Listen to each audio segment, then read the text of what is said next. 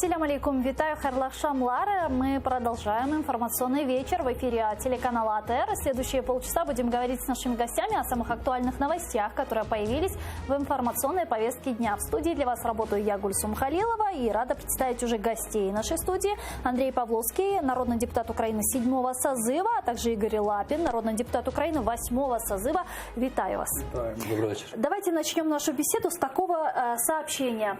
Президент Украины Владимир Зеленский заявил, что правую руку директора ДБР Романа Трубы задержали на взятке. Давайте послушаем его. Права рука директора ДБР підозрюється в отриманні хабаря у розмірі 150 тисяч доларів. Ще один аргумент на користь необхідності перезавантажити керівництво бюро. Ця інституція створювалась як незалежна та об'єктивна. Шкода, якщо ці добрі наміри не справдяться. Ну вот директор ДБР Роман Труба информацию о коррупции в бюро опровергает. Дізнався з новин, що начебто мій колишній колега ще з часів ОГПУ за гроші обіцяв впливати на перебіг кримінальних проваджень ДБР. І це кримінальне провадження розслідує НАБУ. Звертаю увагу на декілька моментів. Ані на керівництво ДБР, ані на слідчих неможливо впливати ні за гроші, ні за будь-які інші ресурси. Якби мені стало це відомо, то я би першим написав заяву про злочин. Ну, как вам такая новость? Те, що Труба поюзаний і буде викинутий на звалище історії, я про це говорив ще до того, як появилися ці плівки. Другий момент, ми бачили, що в плівках, в тих переговорах Труби з паном Богданом, ну, очевидно, Труби з паном Богданом, фігурувало в тому числі прізвище директора НАБУ.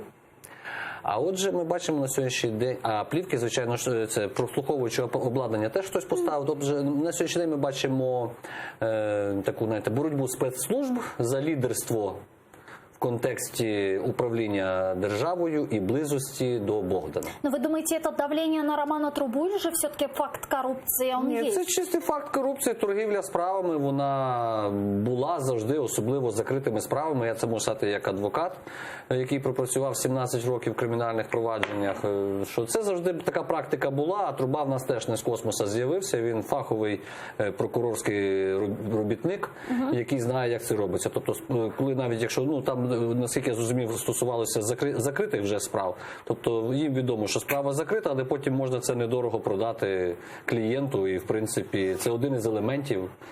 Так что это все звичайно, на жаль. Как вы восприняли это информационное сообщение? И может ли быть такое, что сам Роман Труба не был в курсе о факте коррупции его правой руки? Такое вообще возможно? Тут може все бути, але, знаєте, дивитись на ці петушині бої. І разом з тим, бачите, це було використано як елемент, такий піар-ход, як фішечка Зеленського, щоб переконати в першу чергу своїх депутатів зі слуг, щоб вони проголосували за цей закон. До речі, неоднозначний закон, так званий, про перезагрузку ДБР, там декілька зразу положень протирічать Конституції. Напряму, я думаю, буде подання від депутатів в Конституційний суд, тому що цей закон суттєво розширює повноваження президента. Да? Раз уж мы заговорили про этот закон, давайте тогда продолжим. И действительно, парламент сегодня проголосовал за перезагрузку руководства Госбюро расследований. Народный депутат фракции «Голос» Александра Устинова рассказала об этом. Давайте ее послушаем. Що дуже важливо, були врятовані справи Майдану. І саме завдяки тому, що був величезний тиск громадянського суспільства, вдалося переконати інших колег по парламенту голосувати за цей закон. Протягом 5 днів буде призначено новий виконуючий обов'язки. Пан Роман Труба і його заступники будуть звільнені. Протягом 60 днів після цього відбувається конкурс, на якому будуть обирати нового керівника. Цей керівник вже за результатами інших 2 конкурсів зможе обрати собі сам заступників. Тобто тепер у нас буде одноособове керівництво, а не колективна безвідповідальність, хоча це мала бути колективна відповідальність, насправді, як це відбувалося до цього. Ну а вот в свою очередь народный депутат от «Слуги народа» Денис Монастырский сообщил, что теперь парламентский контроль над ГБР усилится. Давайте послушаем его. В минулому була проблема, що фактично директора міг тільки запрошувати профільний комітет, який зараз очолює, заслуховувати його. Ну і фактично незалежності від результатів ніяких можливостей впливу не було. Відтепер щороку директор ДБР має звітувати перед Верховною Радою, і Верховна Рада може визнати такий звіт задовільним або незадовільним. Якщо звіт буде визнано незадовільним, таке подання, цей документ йде до президента, і він отримує право звільнити директора ДБР в зв'язку з цим визнанням звіту незадовільним. Таким чином, тут підвищується парламентський контроль і рівень парламентського контролю за Державним бюро розслідувань. Ну вот, знаете, некоторые эксперты говорят о том, что таким образом новая власть пытается подмять под себя данную структуру, в данном случае ДБР. Вот насколько это, по-вашему, соответствует действительности? Ну, перш за все, як ви собі уявляєте керівника ДБР, який підзвітний парламенту і може бути усунений з посади парламентом, щоб він порушив кримінальне провадження проти будь-кого з депутатів монокоаліції? Все, пшик. Немає незалежного досудового органу. Немає. Тому що він не може порушити. Бо він сьогодні порушить проти когось «Слуг народу» справу, а завтра його просто-напросто парламентським контролем гепнуть. І на тому все закінчиться. От і все. Тому давайте ми все-таки будемо реалістами. Була головна вимога європейських партнерів, коли ми після Революції Гідності і так далі, що усунути можливість впливу політиків на, наприклад, на судову гілку влади. Так? Тобто раніше судді ходили через парламент, там голосували за них і так далі. Зараз не ходять, щоб вони стали незалежними, ця гілка влади. І це було добре. Погано тільки одне, що ми ще не перезавантажили особовий склад суддів. Ну це вже інше питання. Але саме в законодавстві, тобто це було нормальне явище, коли немає впливу політиків на виконавчі гілки влади. Там так само і на судову, так само і на ДБР, наприклад. На сьогоднішній день, ще раз наголошую, ви собі можете уявити, нехай це буде навіть не Труба, там Іванов, Петров чи ще хто-небудь там через Заборного Задерищенко. І от він порушити має кримінальне провадження, наприклад, проти спікера парламенту Разумкова. От як ви собі це уявляєте, ні? Ні, я не уявляю, завтра його гепнуть. І все. Тому я вважаю, що це є один із елементів узурпації влади паном Богданом, на жаль, тому що він сьогодні нас керує державою, а не Зеленський. Зеленський займається зовнішньою Андрей, політикою. вы также считаете, что проголосованный законопроект является элементом узурпации власти? Ну, це вже останні кроки Зеленського по встановленню свого одноосібного, фактично, якщо речі назвати своїми іменами, авторитарного режиму. Він і так підмяв під себе всі правоохоронні, судові органи. І дивіться, який цинізм, яке блюзнірство, що для того, щоб протягнути цей закон, дійсно фактично прикрити узурпацію Зеленським останнього правоохоронного органу, який він ще повністю не контролював, вони прикривались справами Майдана. І от ці голосята, вони чого це не розуміють, чи підігрують цьому. Проголосували 336 за поправку депутатів. Всі проголосували. Да, От ті Майдану. депутати, що розуміють, вони голосували саме за цю поправку, але голосували проти закону в цілому. От, зокрема, я знаю, так зробила фракція «Батьківщина» і деякі інші фракції, тому що вони не хотіли і без того занадто великі позиції Зеленського посилювати в правоохоронних органах. Ну, от смотрите, але, на жаль, от ці два крила грантоїдів, з одного боку Соросята в «Слуги народу» і голосята у Вакарчука, це фактично два крила одного і те самого зовнішнього управління, яке зараз здійснюється над Україною. Да? І, на жаль, не завжди на їхні інтереси цих транснаціональних компаній зовнішніх співпадають з національними інтересами України, і ми повинні це усвідомити і робити висновки на майбутнє. Ну вот смотрите, если 336 депутатов поддержали поправку, которая, собственно, предусматривает создание управления по расследованию делам Майдана, вот как вы считаете, будет ли это управление эффективным и увидим ли мы виновных заказчиков, организаторов данного преступления в ближайшей перспективе? Якщо вони 5 років до того не були ефективні, ви думаєте, вони зараз будуть ефективні? Дивіться, я б зараз трошки був би більш виваженим, я поясню. Під час революції в Прибалтиці, там загинула, якщо не помиляюсь, одна людина, оце штурм телецентру і так далі. Розслідування цих подій, цього Майдану, відбувалося, і перші підсудні з'явилися через 11 років. Ну, тобто є такі... Але ж ці там було російське зовнішнє Так, але втручання. ще раз наголошую, через 11 років.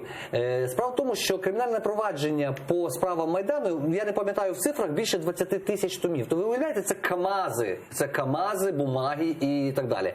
На сьогоднішній день цими справами просто люди, які працювали раніше в прокуратурі, в зв'язку з тим, що в нас законодавство не передбачає в подальшому, щоб у прокуратури були такі поняття, як розслідувачі, то їх переводять просто на роботу тих же самих людей. Бо що відбувалося до цієї поправки? Справи передали в ДБР, це ваша підслідність.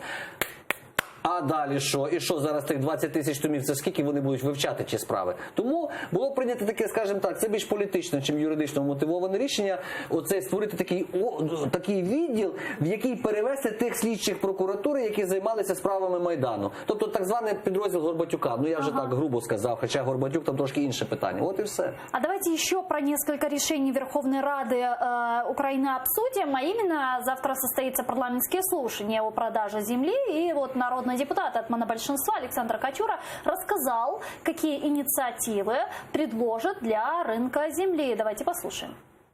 Тут буде дуже гаряче в залі парламентських слухань, але в будь-якому випадку повинні до чогось прийти, до консенсусу. Я також записався на виступ, і я буду наполягати на правках, щоб наша фракція прийняла. Перше, це скорочення в 4 рази розміру в одні руки, скільки можна передати. Це повна заборона продажу іноземцям, а також компаніям, які кінцевим бенефіціарним власникам є іноземці. Це друга моя позиція. Третє, із основного, що я б хотів би, це якщо, наприклад, підприємство переробляє, а не відправляє сировину на експорт, тобто воно має мати якісь податкові пільги. Ну а вот Батьківщина, в свою очередь, настаивает на референдуме. Ну, давайте послушаем народного депутата Сергея Власенко. Ми просто хочемо нагадати шановному пану президенту його обіцянки неодноразові про те, що він не буде приймати жодного важливого для держави рішення без консультацій з людьми. Я хочу близько до тексту процитувати програму кандидата в президенти Зеленського, що перший закон, який я внесу, це буде закон про народовладдя, а відтак я буду радити з людьми по ключових питаннях діяльності життя держави. Тому ми будемо вимагати від президента, ми, як частина цих парламентських слухань, будемо вимагати на цих парламентських слуханнях провести референдум щодо необхідності відкриття ринку землі в нинішніх умовах до тих пір, поки не створено умови для малого і середнього фермерства і допоки у нас іде, пробачте, в країні війна. Ну, вот такие вот парламентские слушания планируются завтра, где будут обсуждать этот вопрос с фермерами, аграриями, да, и так далее. Вот не кажется ли вам, что поздно как-то, нет? Ну нічого Или не лучше поздно, чим Якщо ніколи. здоровий глузд переможе, тоді ніколи не поздно повернутися до здорового глузду і до національних інтересів українських. Зверніть увагу, що дійсно ці слуги Зеленського, мабуть, спеціально їх так наробирали, щоб вони не розуміли взагалі, про що вони голосують. Ну, зменшать вони там в 2, в 4 рази. Ну, вони хотіли продавати по 200 тисяч гектарів в одні руки, да? Це третина Вінницької області, для прикладу, да? По третині області. Ну, будуть продавати по 50 тисяч, да, гектар. Це все рівно. А в сусідній Польщі більше 500 гектарів не можна давати в одні руки, да? Сільгоспвиробнику, незалежно від того, юр чи фізособа. А у нас, от порівняйте 500 гектарів і 50 тисяч, да? Про що вони кажуть? Да? І все рівно вони через юрліца дозволяють фактично іноземцям, тому що іноземець може бути засновником чи там якимось кінцевим бенефіціаром тієї агрофірми, яка буде скуповувати землю і так далі. Да? Все рівно ці застереження йдуть проти, в даному випадку і в даний час, проти інтересів українського сільхозвиробника.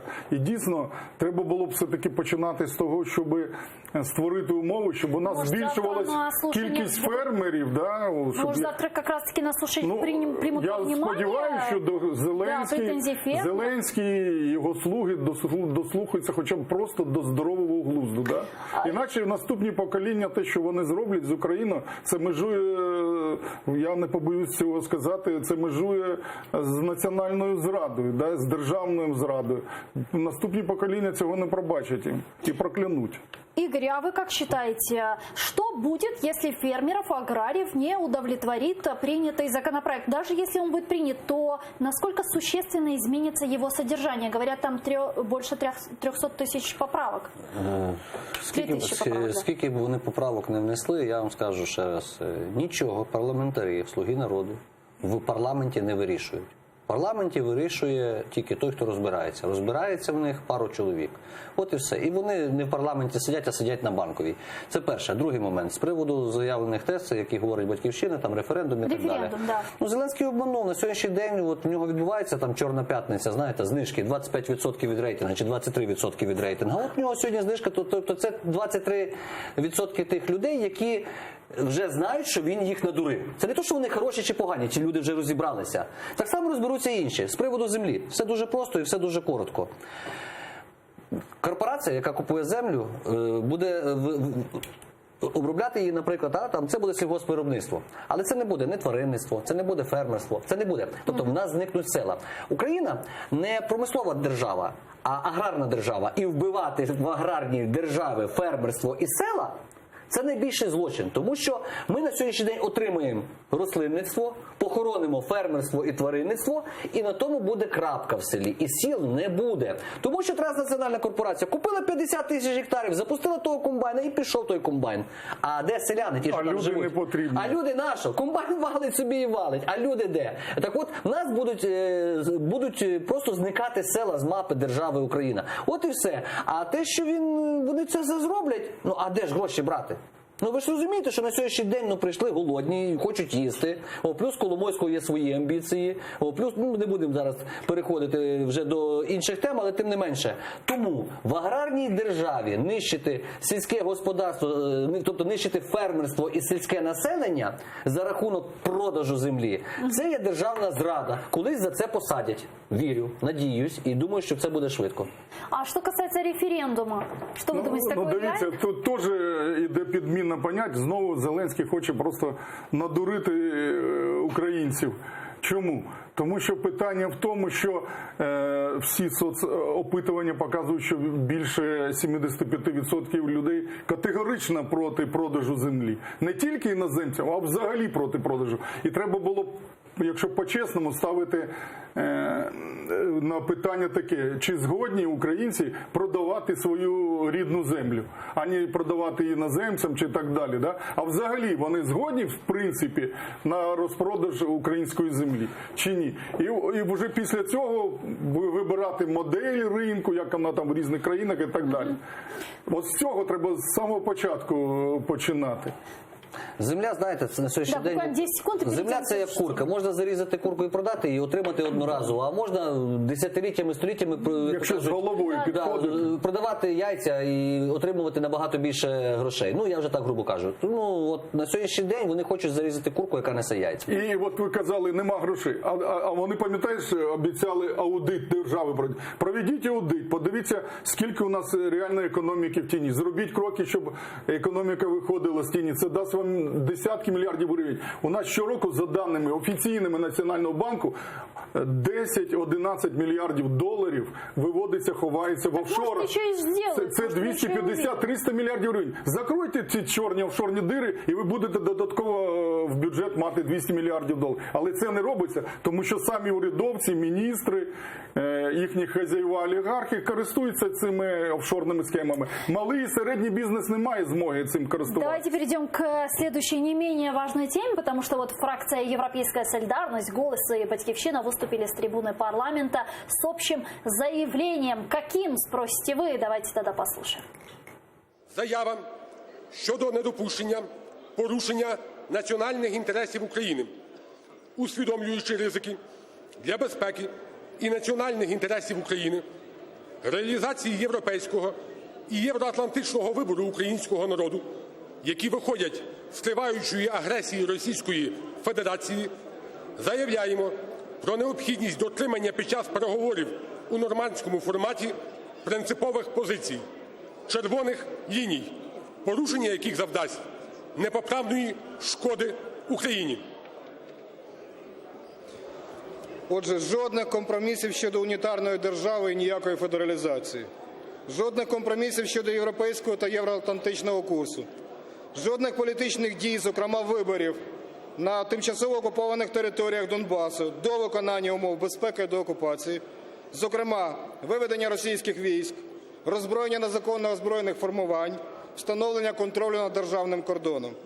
Жодних компромісів щодо деокупації та повернення Криму в Україну. Жодного припинення міжнародних судових процесів проти Росії. Політичні сили вимагають забезпечення принципу «спершу безпека», включаючи всеохоплююче припинення вогню, виведення російських військ і зброї з території України, повернення контролю України над українсько-російським кордоном. В СНБО перед заседанием обсудили возможные сценарии реинтеграции оккупированного Донбасса. Но вот далее сообщение пресс-службы Совбеза.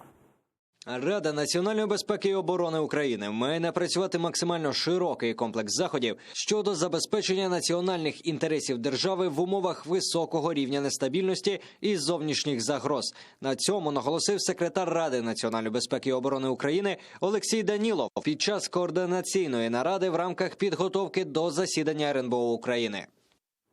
Завтра собирается заседание Совета Безопасности с участием президента Украины Владимира Зеленского, на котором будет обсуждаться встреча в нормандском формате, где будут, собственно, обсуждать подготовку к этой встрече. 9 декабря она должна состояться. Чего вы от нее ожидаете? С чем приедет Зеленский, как вы думаете? Ну, перше, Зеленський не показав нам за півроку те, що мав показати, мав як мінімум показати стратегічний план згідно розвитку держави України, куди ми маємо рухатися. Він це не зробив, хоча цього вимагає законодавство. Це перше. Друге, він діє ситуативно, ніякого плану в них нема. Третє. А чому ви так уверені? Я що впевнений, тому що якби був би план і були б стратегічні напрямки, то він би їх озвучив. А він нам озвучує дулю з маком. Він так, а може вони не хочуть, щоб об этом русські Ще раз наголошую, є стратегія, куди ми йдемо, а є тактичні кроки. От тактичні кроки дипломатичні, то нам вони і не потрібні. Ви нам скажіть, куди ми йдемо. На сьогоднішній день, а що, щоб русські? Росія захотіла обмін, а не звільнення моряків беззаговорочне згідно Європейського суду. Ми, згідно цього трибуналу, Зеленський підставив мужнє плече Путіну і врятував його від додаткових санкцій. Росія захотіла Цемаха в нагрузку. Зеленський підставив мужнє плече, віддав Цемаха, до речі, його сьогодні оголосили в розшук. Росія захотіла включити питання газу. Ви що думаєте, там не буде питання газу? Буде питання газу. На сьогоднішній день ми вимагаємо від Зеленського не порушувати. Я дуже вітаю заяву, дуже знаково, що заяву зачитав спікер парламенту. Це не паркетний генерал, а це людина, яка знає, що таке Майдан, яка навколо яких може і парламентська опозиція, вона може згуртувати суспільство. Це перше. Друге, 8 числа екс-спікер парламенту, так, Парубій, я мав на увазі комендант Майдану. Так. Другий момент. 8 числа анонсований ніч на Банковій, рух опору капітуляції і політичні парламентська опозиція, позапарламентські політичні сили виходять на цю акцію. Для чого? Щоб він не казав, що там дощ ішов в Києві. Щоб він бачив, що може і не буде куди повертатися вже. Тому що якщо там буде підписана будь-яка політична домовленість щодо Донбасу чи будь-які здача національних інтересів держави України, і ми це побачимо, то може так статися, що вже Зеленському, можливо, хай зразу на Ростов квиток бере. Тому в цьому контексті я закликаю всіх небайдужих громадян долучитися до цієї акції для того, щоб упередити, щоб Зеленський не зробив, не дай Бог, цього. Тому що потім справляти набагато важче буде. Ну, а вам не кажется, что такая пессимистичная какая-то позиция? Может, все-таки стоит с оптимизмом как-то на это смотреть и ожидать чего-то, каких-то результатов полезных для нашей страны от этой встречи? Или же нет, Андрей? Ну, оптимістично буде, коли там в нормандському форматі ні про що не домовляться і хоча б буде збережено статус-кво той, який сьогоднішній день є. Тому що в інакшому випадку Зеленський може не витримати тиску трьох, тому один фактично буде проти Путіна і двох проросійських, на жаль, зараз керівників європейських. Меркель і Макрон ви. Да, ну, подивіться, якісь дивні заяви Макрона останнім часом, і Меркель, яка всупереч інтересам України будує Північний потік-2, незважаючи ні на війну, ні на десятки тисяч вбитих, замордованих Росією. Вони тиснуть кроваву руку Путіна і на це наплювати заради своїх економічних інтересів. Ну і зверніть увагу, що дуже цікавий момент. Вони дійсно хочуть завершити децентралізацію виборами в ОРДЛО, не виводячи звідти фактично російських військ, сепарів. І потім не випадково Зеленський каже, що ми проведемо в наступному році дострокові вибори.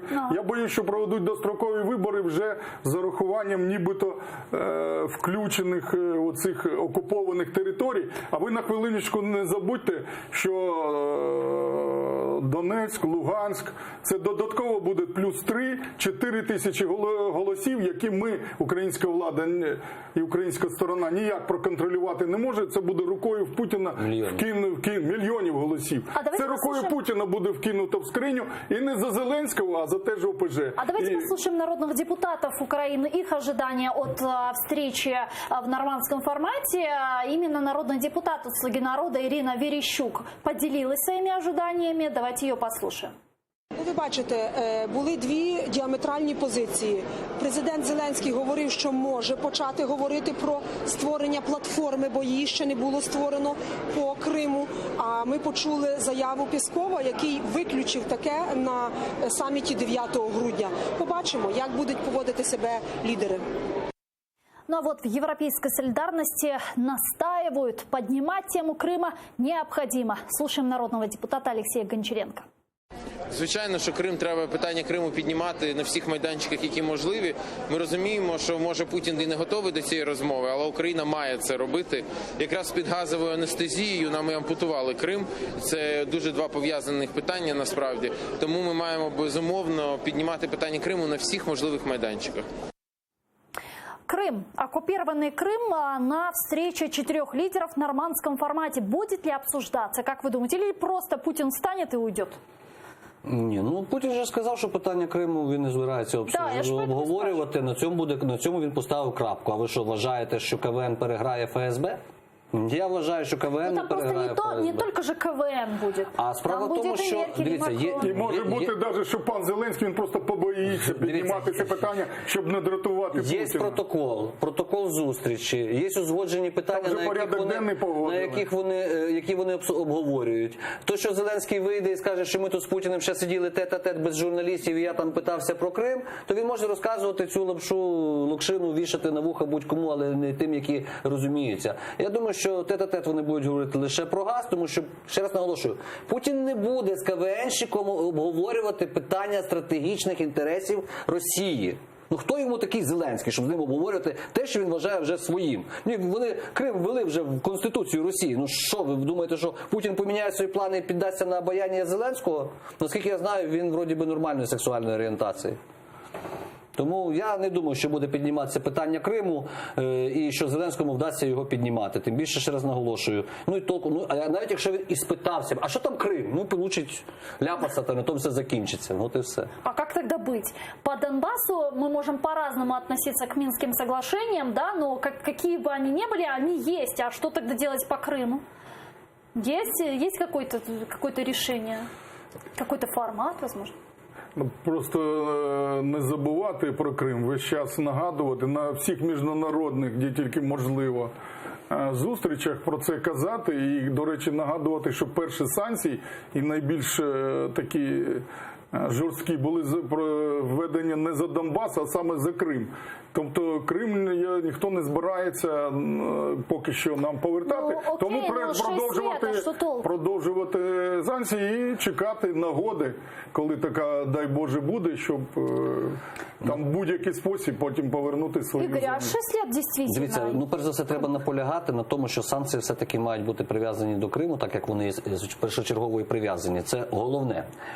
Це перший момент. Другий момент, нам потрібно вивчити досвід, хай мені вибачать наші міжнародні партнери, тим не менше, нам потрібно вивчити досвід створення в режимі окупації, досить Палестини, яка вважається окупованою Ізраїлем, створення свого уряду і так далі.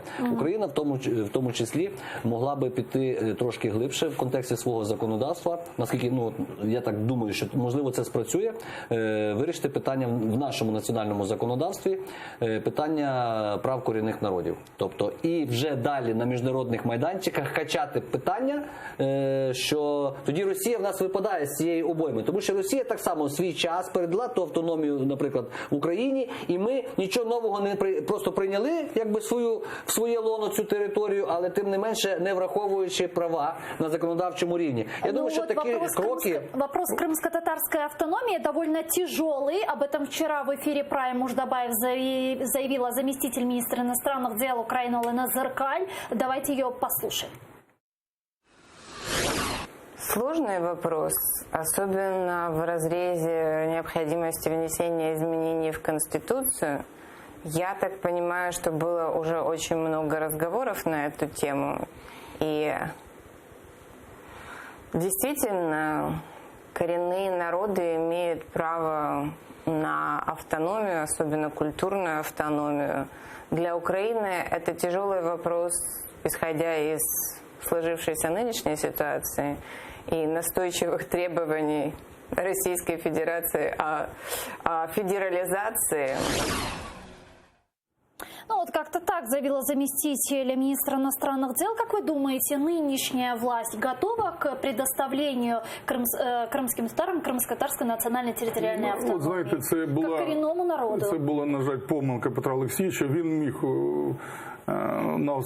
на завершення своєї каденції це зробити, і настрій такий в парламенті, я думаю, все-таки був. Зараз при Зеленському навряд чи це буде створено, просто тому що нинішня влада боїться дратувати Путіна. Я думаю, що вона тільки за цього не піде, але разом з тим Україна могла би створити всі державні органи Криму, що коли прийде час, я вірю, він таки буде, щоб всі вже державні органи управління Криму були сформовані. Можна було б створити уряд Криму в екзилі, можна було б створити парламент Криму, Верховну Раду Криму тут, і обрати, дати право обрати своїх депутатів переселенцям з Криму, да? Щоб вони мали своє представництво, чи тим громадянам України, які залишились в Криму, які могли би приїхати і проголосувати, чи дати їм можливість онлайн проголосувати, такі можливості технічні є, і у нас були б сформовані всі органи. Не тільки прокуратура Криму, а щоб були б і уряд Криму, і Верховна Рада Криму, і відповідне керівництво міліції, поліції Криму і так далі, та всіх інших судові системи, як кадрировані, в армії називається кадрировані частини. Но коли прийде час, вони швидко розгонуться і візьмуть під управління Крим, коли він стане українським. Почему бы не создать крымское правительство в экзиле, которое бы занималось внутренними вопросами, в том числе внутренне переміщених лиц? Дивіться, такі ідеї вони витали і в минулому парламенті. Я про це говорив неодноразово, скажімо так, з представниками кримського татарського народу і так далі. В принципі, вроді би як ніхто не був проти, але, скажімо так, не знаю. Якби мене було 226, я би голоснув би.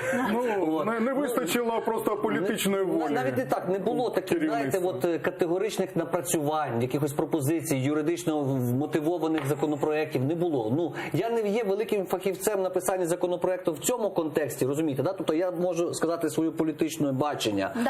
Але я думаю, що тут треба все-таки спільними зусиллями, в тому числі представниками Меджлісу, тобто це потрібно робити спільно. Тому що питання досить тонке. Я, скажімо так, громадянин України, якщо я буду писати якийсь законопроект, що безпосередньо який стосується кримсько-татарського населення і тої частини території, це може, навіть якщо він буде ідеальний, але може бути не так сприйнятий. Тому я думаю, що тут все-таки має бути спільними зусиллями. Спасибо, Игорь Лапин, народный депутат Украины 8-го созыва, народный депутат Украины 7-го созыва Андрей Павловский были гостями нашей студии. Дуже дякую вам. Я вынуждена завершать этот блок. Оставайтесь с Первым крымско-татарским. Подписывайтесь на наш YouTube-канал. Там мы выкладываем самые интересные фрагменты из наших эфиров. Курушкенча.